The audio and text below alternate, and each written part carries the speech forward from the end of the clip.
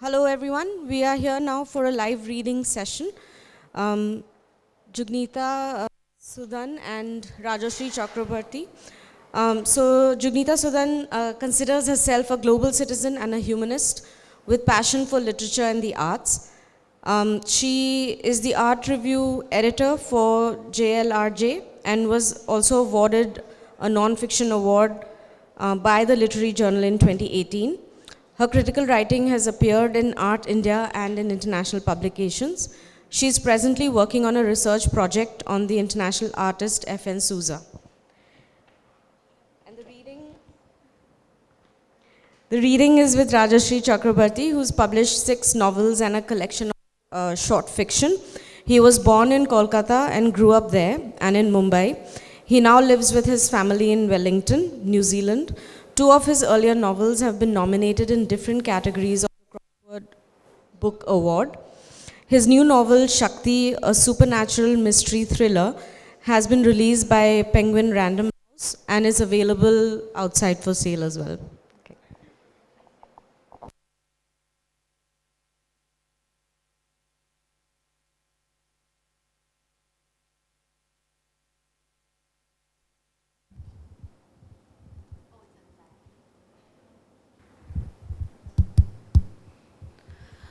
All right, good morning. It's good to be here. And we have a wonderful audience, I can see, right? We are the school children. What grades are you? 11. Oh, all right. So you are high school children, yeah? So it's good to have you all here. And befitting your presence, we have a book by the writer. Should I call you by a short name? Raj, right? So Raj is a great novelist, okay, and he's also an academic. And he has written many books. He was born in Calcutta, but he's now based in New Zealand, all right? And before we go into the reading and his books, I'd like to tell you that he writes wonderful books with great titles. So let me share a few of those titles with you. All right, so the one that I recall now is called Balloonists. So are they balloon wallas? No, they are. So the book is called Balloonists, and do you know balloonists who travel in hot air balloons? So it's about 2 or 3 people, and it's a metaphor, and it's about 2 or 3 people who kind of can't live with their feet on the ground. Like they kind of live out of touch with reality. And so metaphorically, they're always floating above reality in a world of their own making. So in a bubble of their own making. So in that sense, they are balloonists. So I think that's interesting. We'd like to read that book, isn't it? And then another one is Derangements. You know, you're deranged somebody. I don't know what that book is about, but the title is Derangements, which interested me. And you must have heard about the phrase, seize the day. Yeah, seize the day. Your parents and teachers are always telling us that, right? But what is your book? My book is called Or the Day Seizes You. So, which is often what happens more frequently. People fail to seize the day. It's situations and crises and moments that seize us. So the book is called Or the Day Seizes You. So if we fail to seize the day is going to seize us. So time is fleeting, time is ticking, and what are we doing about it? Okay? So I thought that was like a very wonderful, interesting title. And coming to the book that we are going to discuss today, which is going to be launched, it's called Shakti. And as the title suggests, it has these 3 wonderful women in the book who are very powerful. So to, kind of get into the book and I'll ask Raj to read an excerpt from the book first. All right? Thank you, Jugneeta, for a very generous introduction. I'll stand at the lectern and read, and the extract I've chosen, so what the book is about is about these women of different ages in India and it starts with Kolkata, who find themselves suddenly possessing unbelievable superpowers, like the superpowers of their deepest dreams. And, but it comes in such a frightening way that initially they're just shocked and full of fear. So the extract I'm going to read is a 15-year-old girl in Kolkata who's just discovered her superpowers, but she's so stunned by it that she's desperately turning for advice. And for some reason that becomes clear later, she can't actually share it with her parents just yet. So what she does is she writes a personal letter to an agony columnist. Do you know what an agony column is? It's where you write either anonymously or under your name for advice on various difficulties in your life. And then it gets published on a website or in a newspaper, and they give advice. So that's called an agony column, because usually people write with different agonies. So she's writing about this incredible power that she's discovered, which has actually terrified her, to an agony columnist. So that's the extract I'll read. Yeah.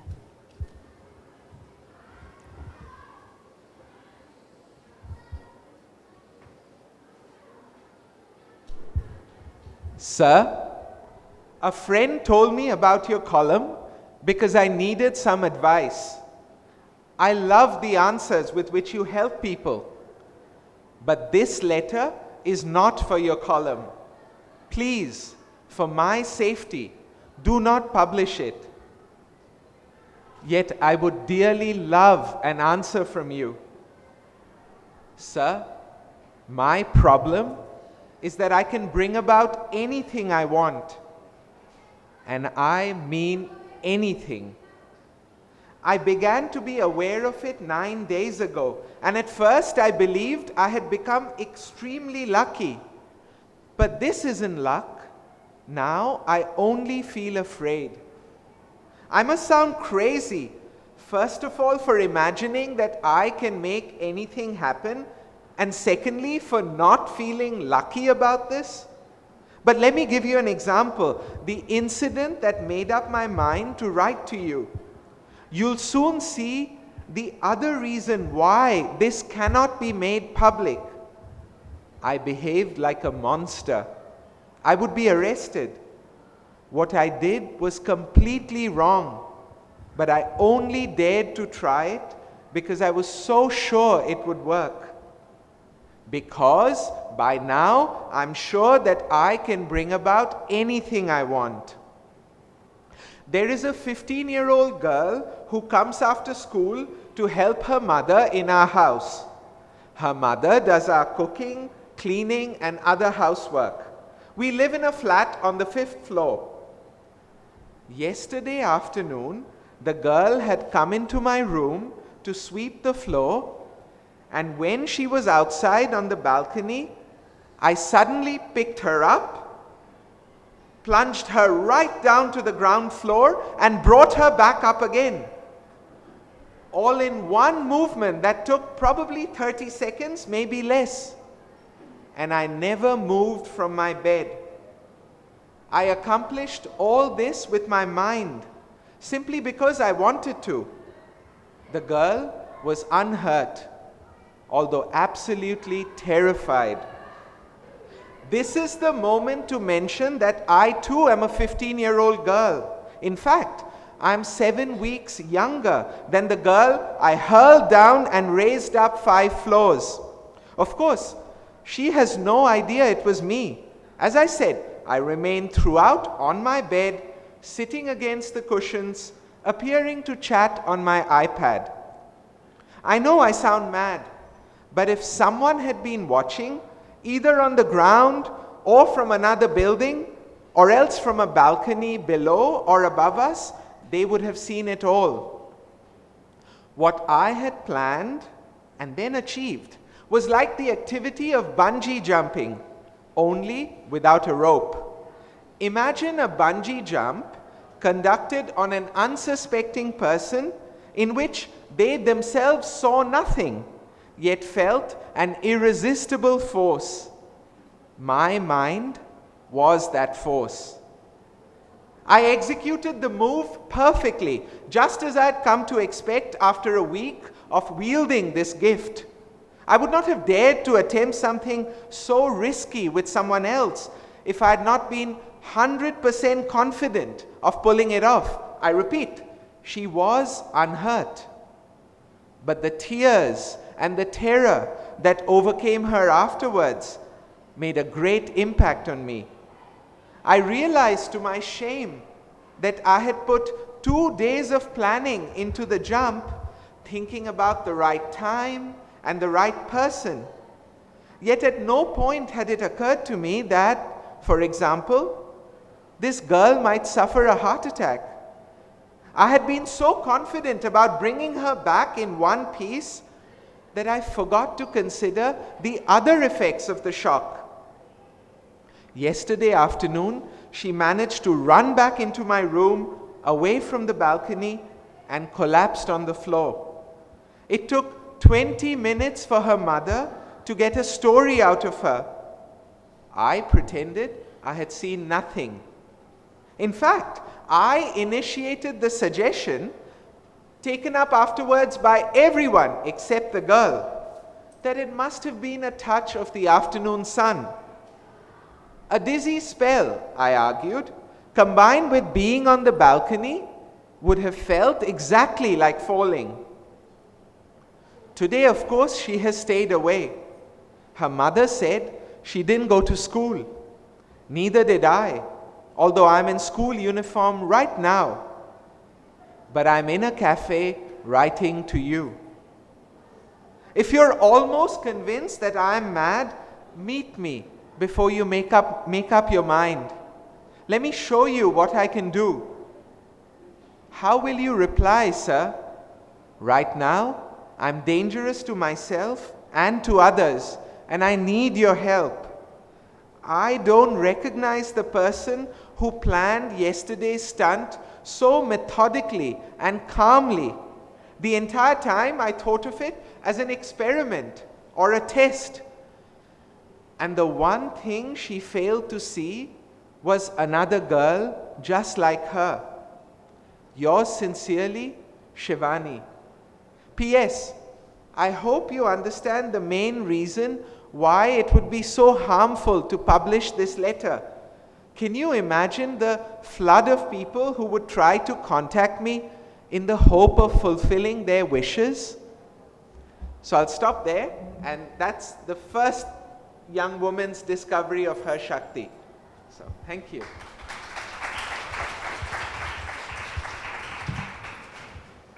So as we heard, it's a mix of fact and fiction, right?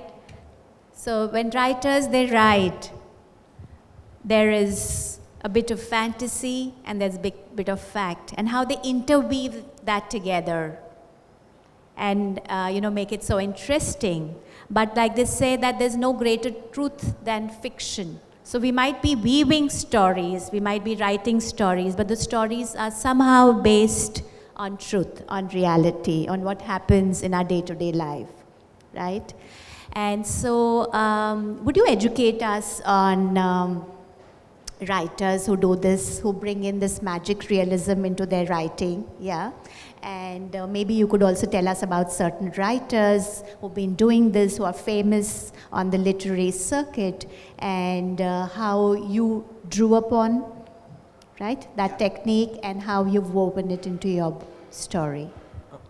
That's a wonderful question, Jugneeta. Thank you very much. And I think that very much describes both this book and in general much of my writing. And I have a great attraction to elements of apparent magic or apparent unreality being part of the storytelling, but in the hands of certain writers that I admire, and hopefully in this book, what you often find is that one magical aspect actually sheds greater light on the real. Like it sheds a new kind of light on reality that realism, telling a story realistically, might not be able to shed. So I'll give you an example, and the person perhaps above all who is a kind of hero for me and a great influence and I'm nothing compared to his work, but a great influence on my style when I started. And that's the Czech writer who wrote in German, Kafka, Franz Kafka. And you know, one of his most famous stories, The Metamorphosis, someone wakes up one morning, a young man wakes up one morning to find himself transformed into a giant insect.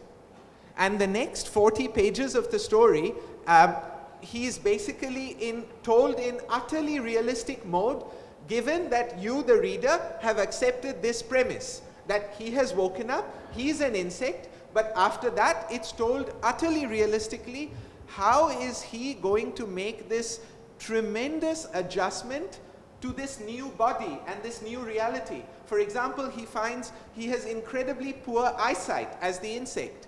He finds he has multiple legs as the insect. He's trying to get out of bed. The sheer physical act of getting out of bed as a giant insect, he's like terrified. He's at that height. How am I going to get off and jump to the floor? And you know, for example, but if you once you read the story on that level which is full of realistic detail, what would happen to a person if they woke up and had to adapt to the body of an insect, it makes you think about people who feel trapped in their bodies in various ways. It could be that they have always felt they are in the wrong body, that their body doesn't reflect who they are. It could be a person who wakes up, who is told one day that their body has rebelled against them and they have an incredibly serious illness. Suddenly they are in the grip of a very serious illness that they have to cope with. It could be someone coming to terms with the limitations, the physical limitations imposed by old age or by age. So, you know, one Kafka, one magical conceit, one magical twist makes you think of very powerful real things.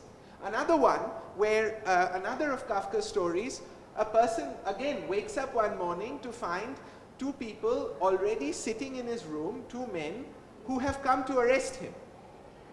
The charge, it's called the trial in English. The charge, what is the charge, what is the accusation, is unknown. He will find out when he goes to the station. And you know, and Kafka was writing this in the 1910s. And then, as we know, throughout the 20th century, in many countries, people woke up one morning or they heard a midnight knock and they were arrested for no specific crime. In Stalin's Soviet Union, you were arrested if someone believed you had the wrong kind of beliefs. In Hitler's Germany, you were arrested if you were the wrong ethnicity or held the wrong political beliefs, if you were Jewish. In many other countries, it could, in our country today, if someone believes you might not be a legitimate citizen in certain parts of India, you are arrested and taken away without having done anything wrong. So again, this one, at the time, Kafka's friends and this thing asked, you know, Kafka's friends, when he first read out that chapter about why is this person being arrested, they actually laughed out loud, apparently, because they couldn't imagine why someone would be arrested without having done anything. But through the 20th century, in many different countries, showed that many people were arrested simply for the crime of being themselves. They were the wrong person, the wrong ethnicity, the wrong whatever, in the wrong place. So again, one twist, an apparently magical, fictional twist, reflected so much powerful reality. So that is always the dream of a writer who employs something magical, that actually it will relate in a very deep way to something real. So, and that's the kind of magic the hope is that so these three women in this book find themselves possessing powers that they could not even, that reflect their deepest dreams, their deepest longings. But very soon they find that the powers come with strings attached, that there are masters who have given these powers. And I use the word master deliberately to reflect male masters, patriarchal, masculine masters. There are masters who have given these powers and have certain terms and conditions attached. There's a price they want. So hopefully again that will reflect something real, that nothing is given from. That's why the cover says, your power, our rules.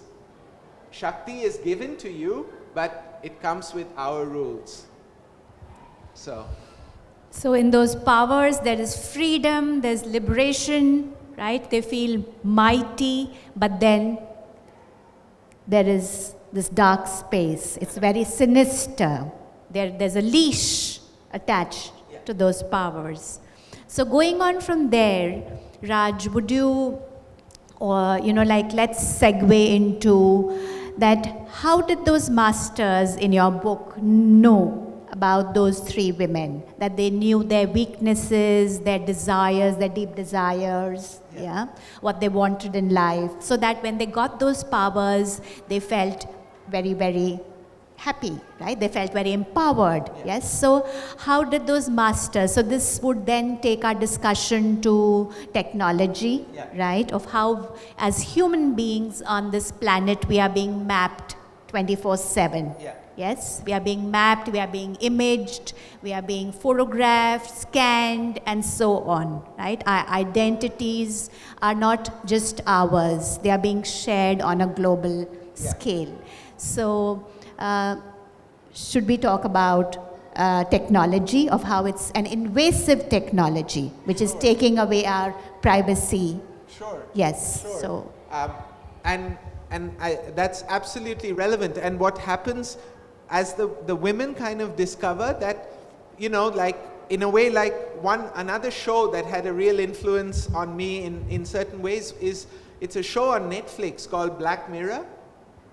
And what Black Mirror does very often is that it takes a technological reality that is already part of our lives and extends its logic a bit further and projects it into a very plausible near future, and then sees how would it be if you took that technology and made it just a bit more crazy, extended its logic a bit further. So in a way, that's what the powers in this book do. It says all of the things that Jugneeta described, which are already a part of our lives, that our phones and the people who, through our phones and other technologies that we use, people who control and own these technologies can easily find out so much about us. They pretty much know where we are at any given moment, just because of our phones. So what the book does, it imagines that what if such technology could be implanted within people? And then, again, just imagining what could happen in the very near future,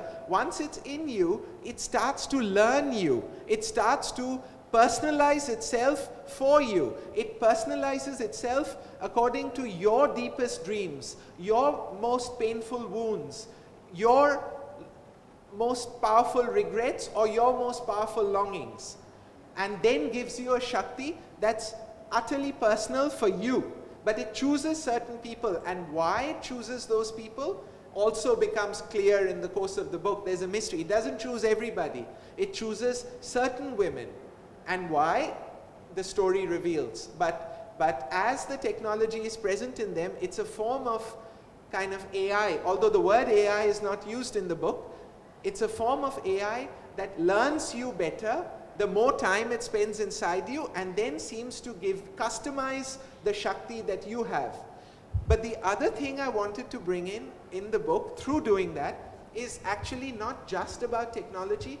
It's about both the future and a mythic version of the ancient past that increasingly we are being asked to embrace and believe.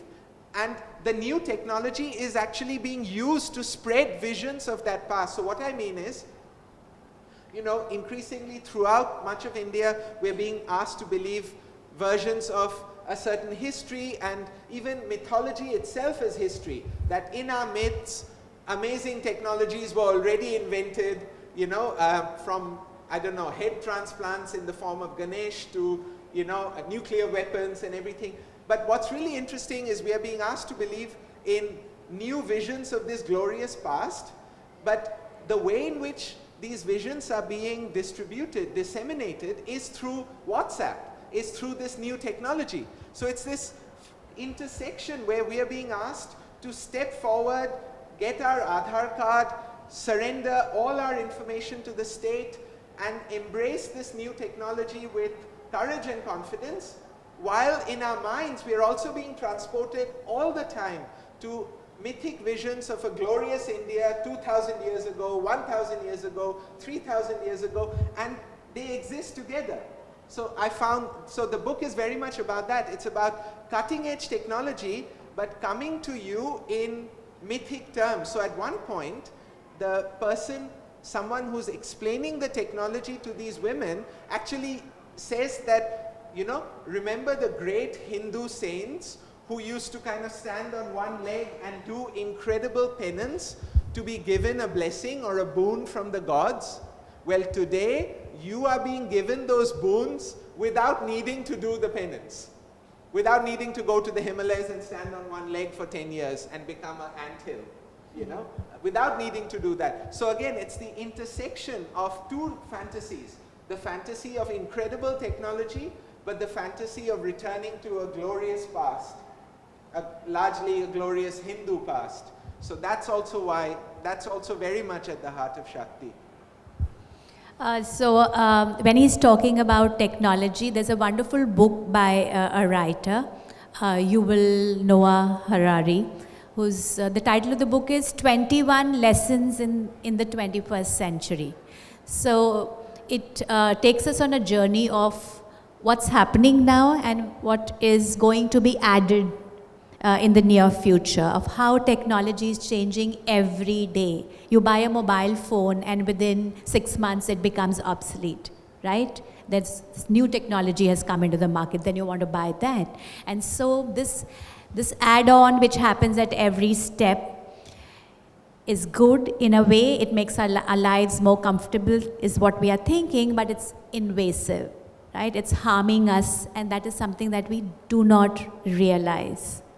So from here, if we move on to those masters, okay, we spoke about the technology and we spoke about the people who are being empowered.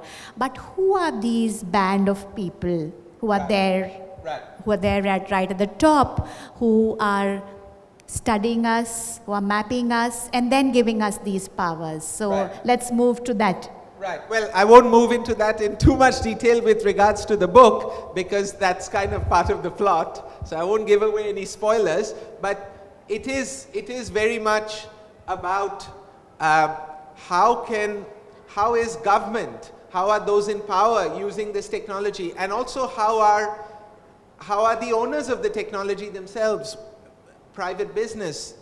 So those, you know, the usual suspects at the top who pull much of the strings of society are very much, the journey of the book finds its way to them, but I won't tell you how.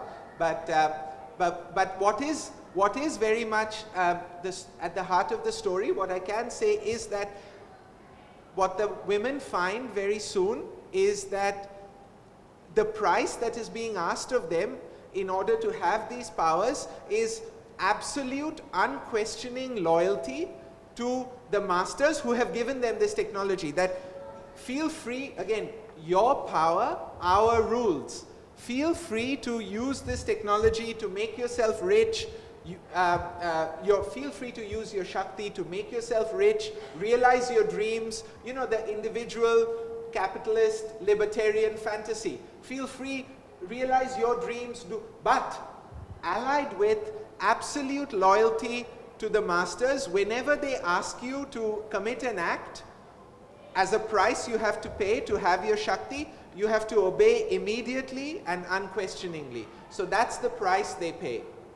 That's the pact. So it's absolute loyalty to the state, but once you've done that, total freedom to realize yourself, and so they go together, this fantasy of total individual freedom, but unquestioning loyalty to the state. And then the other thing that comes out through the story is who are these particular individuals? Why have they been selected for the Shakti? So I think it's also a reflection about a child growing up in a home, and then we are affiliated to so many things. You are answerable to your parents, to your teachers, right? and then there might be a priest in the church or a pandit in the temple. So are we really free? Right. Are we really free when we are growing up, or even when we become adults? Are we really free? Because we are accountable to so many other human beings and so many systems and structures. Yes?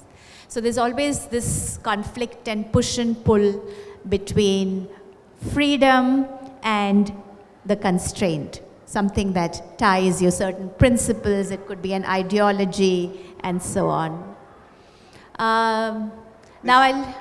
You want to say something? There's just one thing I want to say with that, which is I absolutely agree. And what I would like to also add, and the book is a tiny bit about that. It's not really, this particular thing I'm about to say is not strictly about the book, which is that technology transforms us in more ways than one. So what Jugneeta was talking about are some of the more immediately apparent authority figures who kind of shape our lives and tell us how to live, parents, teachers. Wow, there's a lot of excitement outside. Maybe a Bollywood star has arrived or something. Yeah, something. It's about, there are the immediate authority figures, but more and more, what I feel? I feel that there's this very famous thing, a Canadian social theorist who wrote about society and technology. There's a very famous thing he said in the 1950s. His name is Marshall McLuhan, and he said, the medium is the message, which means that, say you get a message on your phone, it's not just the words of the message that influence you, it's, after a while, it's the way you use your phone, it's the phone itself, it's having a phone and the way you use it that starts to change you, that starts to influence you.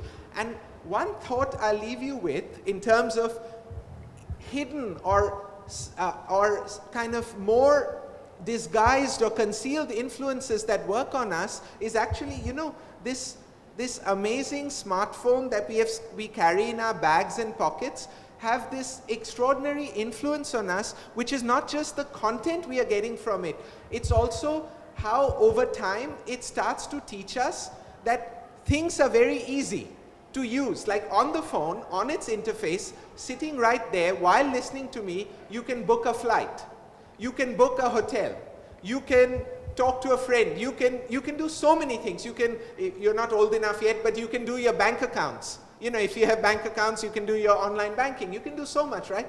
So after a while, you start to feel, quite understandably, that much of reality has become easier. Reality itself is easier because look, on my phone, I can do so many things. It's so easy. But then, the dangerous, and this is what I feel that the dangerous expectation enters your life that actual physical reality away from your phone should also be easier. And when actual reality reminds you that it still remains noisy and messy and dirty and dusty and complicated and complex, and other people are difficult and hard to get to know and complex, and social and political realities take time to change, we become impatient. We are like, but on my phone it's so easy. I can just touch an app and so much happens. And I feel that over time, over the 15 years or so that we've been using our phones quite regularly, we've developed an appetite for social reality, for all forms of reality to become easier. Because the reality on our phones has become easier. And what I want to say is that those politicians in different countries who have understood that people would like reality not to become easier, but at least to feel easier, they have become very successful. So for example, politicians who they've realized that what people want on their phones is easy answers to both problems of the present and questions about the past. Entertaining answers. It doesn't matter if the answers are true, how much truth there is, or whether they can actually be implemented, or whether they will damage society. But if they are easy, if they are entertaining, if they are quick, if they can come as a quick meme, people listen and people forward. And I feel that whether it's Britain, whether it's America, whether it's India, politicians who have understood that there is now an appetite in people for easy, quick, and entertaining answers, because we have become very used to the easy, quick, and entertaining interfaces that our phones give us. Those politicians are very successful. And people and politicians who still try to tell us that, you know, they are very rare, who still try to tell us, look, reality is complex. It takes time to understand. There's a lot to work through. We don't have the patience. We're like, why aren't you entertaining? Why aren't you, you're a bit boring, your answer is a bit long. So that's very much as well what the book is about. It's about a generation of politicians, not just in India, but in different countries around the world, who have come to power understanding something new about us, that we are in search of easy, entertaining, and quick answers, whether they are true or not, whether they are genuinely helpful or not. And the reason I link that to Marshall McLuhan is that I feel that our technology has slowly changed us, and we have become more impatient about quicker answers. I think that was put very beautifully, yeah, and I hope we all got that. And I think they've been raising the card at the back, so how much time do we have? Can we do another reading? Oh, time up. 3 minutes. So any questions then? Sure. Oh, If you have any question or that, yeah, there's one question.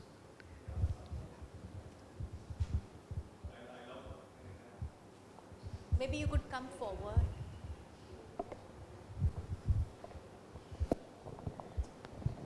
Yeah. I love the fact you're talking to youngsters about the way we are consuming, information. Going to the book, what's happening is, I'm from an advertising background, so I've noticed that the reading habits of youngsters is declining. Sorry, say that. The reading habit of reading books, in the long form. Yeah. So they want to consume items, like you said, which is a Twitter feed, or something which, can hit them for 15 seconds and then they can switch off. Yeah. So while you've written a book which is marrying technology with myth, and it's a beautiful, meeting point. Yeah. Are you thinking of translating this book, the application of it, into newer forms of technology that can be consumed outside of paper?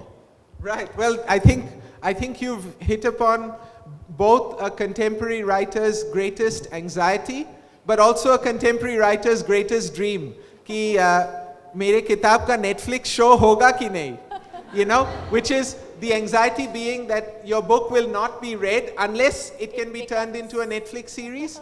And the dream as well, that I will find so many more viewers. So I think you've hit upon, very much that.